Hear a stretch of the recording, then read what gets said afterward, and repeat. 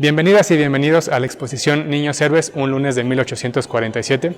Mi nombre es Francisco Rivas y yo pude participar en la creación de esta exposición y los invito a que me acompañen a verla. Primero quiero enseñarles la museografía de la exposición.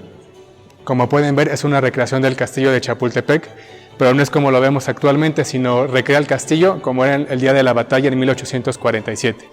Esta es la vista desde el Alcázar, que da cara hacia la Ciudad de México, y aquí podemos ver que todavía no existía el segundo piso, que fue creado décadas después. Y en los 7 arcos principales podemos ver a los niños héroes que participaron ese día. Aquí al primero podemos ver a Fernando Montes de Oca, que ese día tenía 18 años y pertenecía a la primera compañía de cadetes. Después está Juan Escutia, que tenía 20 años, y él era un agregado, pues apenas acababa de ingresar unos días antes al colegio militar. Aquí está Juan de la Barrera, que ese día de la batalla tenía 19 años, y él, como era el estudiante que tenía más años en el colegio, ya tenía el grado de teniente de ingenieros. Al centro vemos el escudo del Colegio Militar de México en esa época. Todavía no tenía el nombre de heroico, ese título lo adquirió después, ya ocurrida la batalla de Chapultepec. Aquí vemos a Francisco Márquez, que era el cadete de menor edad. Ese día de la batalla él tenía 13 años y pertenecía a la primera compañía de cadetes. Aquí está Agustín Melgar, de 18 años, y al igual que Juan Escutia, él era un agregado. Y finalmente vemos a Vicente Suárez, que tenía 14 años y él pertenecía a la segunda compañía de cadetes. En esta segunda parte de la exposición vemos cómo era la vida cotidiana en el colegio militar. Aquí vemos de manera general que está dividida en estas partes, que es a despertar, y estas son las actividades que ocurrían en la mañana, desde que despertaban muy temprano a las 5:45 hasta las clases que tomaban, el desayuno, el almuerzo. Después tenemos esta parte llamada a estudiar, que vemos todo lo que ocurría durante la tarde, y finalmente a dormir, que también las clases continuaban hasta muy entrada la noche. Ahí vemos que a las 9 seguían haciendo la tarea, estudiando, y finalmente a las 10 se iban a dormir. Vemos también un poco las actividades en los domingos y los días de fiesta, que era un poco similar a los días entre semana. Igual despertaban muy temprano, se iban a dormir a las 10. La única diferencia es que tenían la oportunidad de salir a la calle, y los cadetes que tenían familia en la Ciudad de México iban a comer con ellas.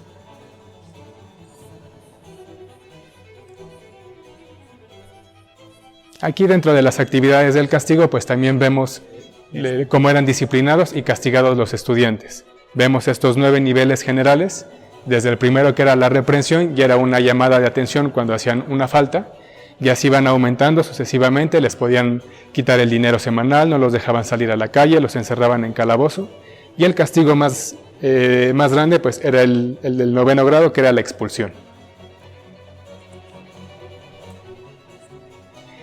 Y bueno, todo esto era para que los cadetes pudieran tener una carrera militar, que de manera general estaba dividida en 4 partes.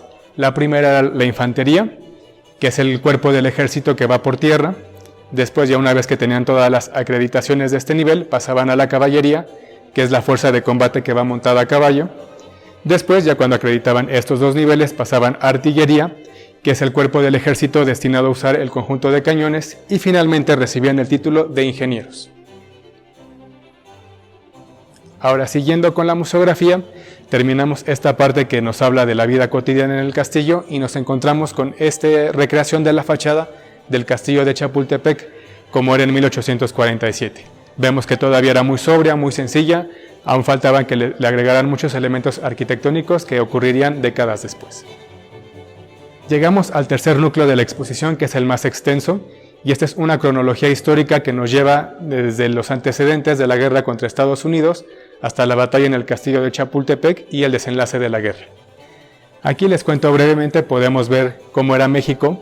Aquí tenemos a Agustín Melgar presentando al país y diciendo que en esa época, en 1825, pues México era el país más grande de Norteamérica. Podemos ver toda la extensión que tenía. Estados Unidos apenas ocupaba esta superficie. Y aquí en este antecedente vemos cómo Estados Unidos empieza a mandar migrantes a Texas con la intención de lograr que Texas se independizara años después. Vemos todo el conflicto político con Santana cuando promulga las 7 leyes y centraliza el país, y esto es el pretexto que necesitaban los tejanos para independizarse. Vemos lo que pasaba también en México. Aquí, por ejemplo, en esta escena podemos ver que mucha gente en la capital ni tan siquiera sabía dónde estaba Texas. Texas era un lugar tan lejano y tan inaccesible que para los mexicanos acaudalados era más sencillo ir a Europa que a Texas. Entonces, pues esta es una de las razones por las cuales el norte de México estaba tan, digamos, alejado políticamente del resto del país. Vemos ya aquí, les cuento históricamente cómo en el colegio militar algunos estudiantes van ingresando, cómo se da la tensión política contra Estados Unidos y estalla la guerra en 1846. Vemos el avance del ejército mexicano, los primeros enfrentamientos con el ejército norteamericano, mientras que en la Ciudad de México, en el colegio militar, estudiantes como Agustín Melgar, Francisco Márquez y Fernando Montes de Oca van ingresando al colegio militar.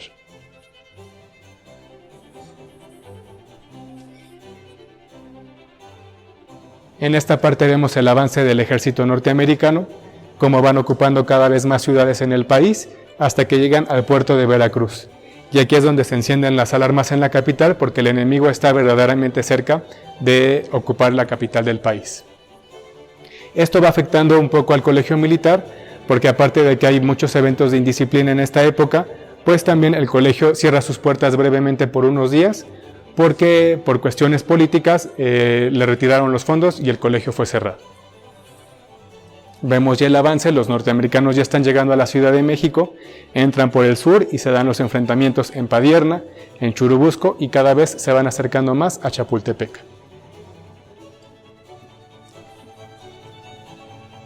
Y como les comentaba, la situación de Juan Escutia y Agustín Melgar, que como vimos al inicio, ellos son agregados, no son estudiantes oficialmente del colegio militar, y esto se debe a que ellos ingresaron al colegio el 9 de septiembre. Apenas 4 días antes de la batalla, y en esta época el director no se encontraba, por lo cual él no pudo hacer oficial el ingreso y solo tenían el título de agregados. Llegamos al 12 de septiembre y aquí ya vemos cómo el enemigo está atacando a las afueras del castillo de Chapultepec y los cadetes y los profesores se van preparando para la batalla. Esta parte es la más importante de la exposición, pues vemos el día de la batalla, el 13 de septiembre de 1847. Aquí tenemos una parte muy importante que es la bandera del batallón activo de San Blas. Este batallón, aquí podemos ver la escena por acá, defendió a las afueras del castillo y su general, el teniente Santiago Felipe Jicotencatl, él murió defendiendo la bandera del batallón. Aquí podemos ver esta recreación de la bandera y si se les hace familiar el escudo, es porque el escudo de esta bandera años después pasó a ser el emblema del castillo de Chapultepec, del Museo Nacional de Historia. Y la parte más importante de la actividad de los niños héroes, pues es, digamos, este momento. A ellos les damos el título de héroes porque a pesar de que recibieron la orden de que se retiraran a sus casas, porque ellos no eran parte del ejército, apenas eran estudiantes, ellos dicen no, nosotros nos quedamos a defender nuestro colegio y nuestro país. Y pues aquí radica la heroicidad de su acto, porque como les digo, ellos decidieron quedarse a pelear a pesar de que no tenían razón para hacerlo. Y aquí cuando visiten la exposición verán cómo se va desencadenando la batalla, cómo los estudiantes se dividen en 2 cuerpos para defender el castillo de Chapultepec y cómo lamentablemente los estudiantes, los 6 niños héroes, van cayendo muertos en diferentes ataques y diferentes técnicas de batalla.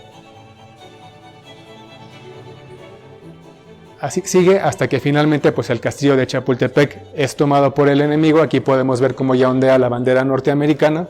Y ya una vez tomado el castillo de Chapultepec, el ejército norteamericano toma la Ciudad de México. Aquí podemos ver al general Scott entrando al Zócalo y cómo pues la población no estaba de acuerdo. Aquí podemos ver cómo algunos personajes les arrojan agua hirviendo y piedras al ejército, porque pues los mexicanos aún daban unos últimos intentos de resistencia, pero pues ya, finalmente el 15 de septiembre cae la Ciudad de México y el ejército norteamericano el 16 de septiembre hace un desfile por la Alameda y por la calle de Plateros, que hoy es Madero. Como pueden ver, fue un día de la independencia muy triste porque ese día ondeaba la bandera norteamericana en la Ciudad de México. La guerra termina con la firma del Tratado de Guadalupe Hidalgo, con el cual México se ve obligado a ceder todo este territorio. Texas, que ya se había independizado, y este territorio en disputa, que los norteamericanos consideraban como de ellos, pero México también lo consideraba como suyo. Al final México perdió más del 55% de su territorio. Y como cierre de esta parte histórica, pues vemos otros cadetes que también pelearon en la batalla, que no son propiamente los niños héroes, porque estos personajes sobrevivieron y tuvieron un papel importante en nuestra historia. Aquí vemos a dos militares, a Leandro Valle y a Miguel Miramón. Ellos, cuando se volvieron adultos, pues formaron parte del ejército, pero cada uno tuvo una visión política diferente. Leandro Valle se volvió un general liberal y Miguel Miramón un general conservador. Inclusive el Partido Conservador de México lo nombró presidente. Ya se convirtió en el presidente más joven de nuestro país. Aquí pueden ver un poco de cómo fueron sus encuentros políticos y militares, a pesar de que fueron compañeros de pequeños. Y aquí vemos dos cadetes que años después sobresalieron en el mundo artístico.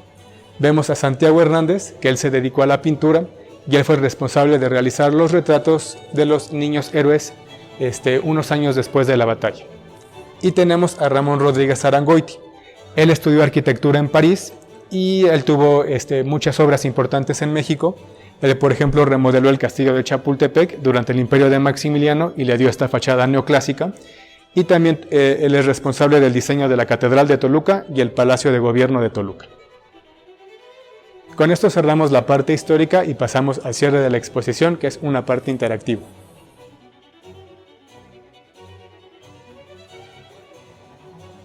Aquí tenemos estas tres actividades. El primero es un rally por el castillo de Chapultepec para que descubramos cómo eran los espacios durante el colegio militar, ¿no?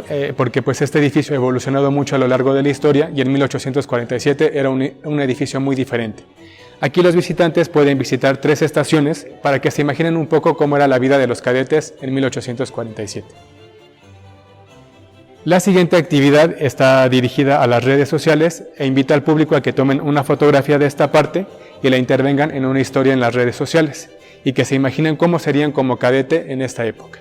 Aquí pueden suponer cuál sería su nombre, sus apellidos, su edad, cómo sería su apariencia, cuál sería su clase favorita y sus calificaciones en las diferentes materias que se ofrecían.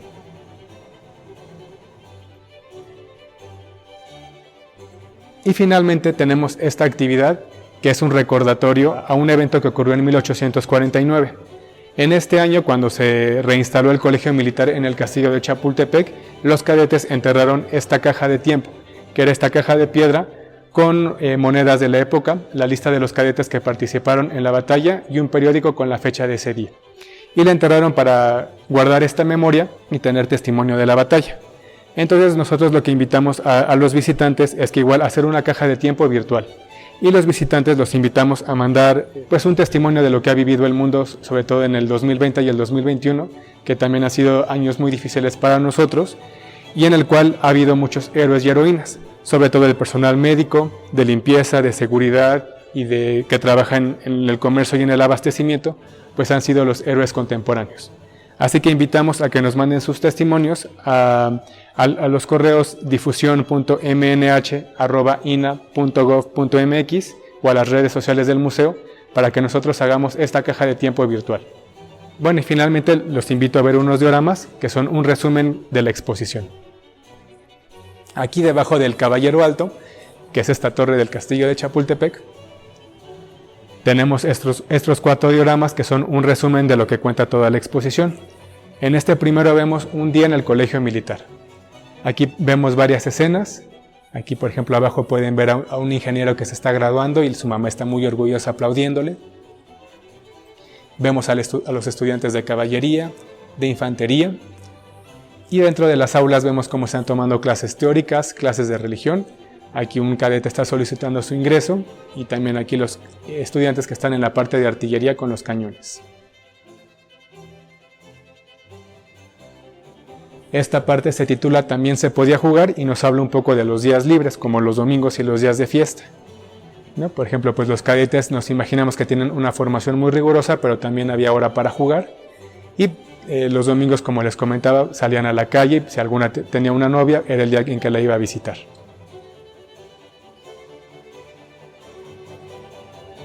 Esta escena recrea el día de la batalla del 13 de septiembre.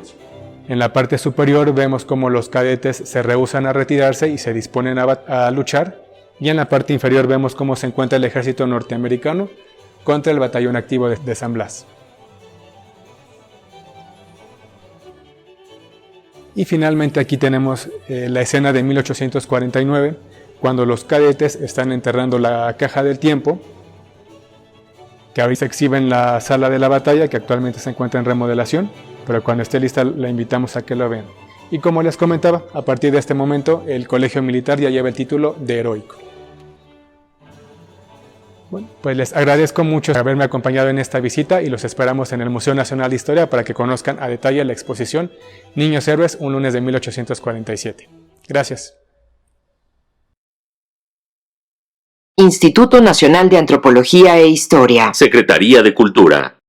Gobierno de México.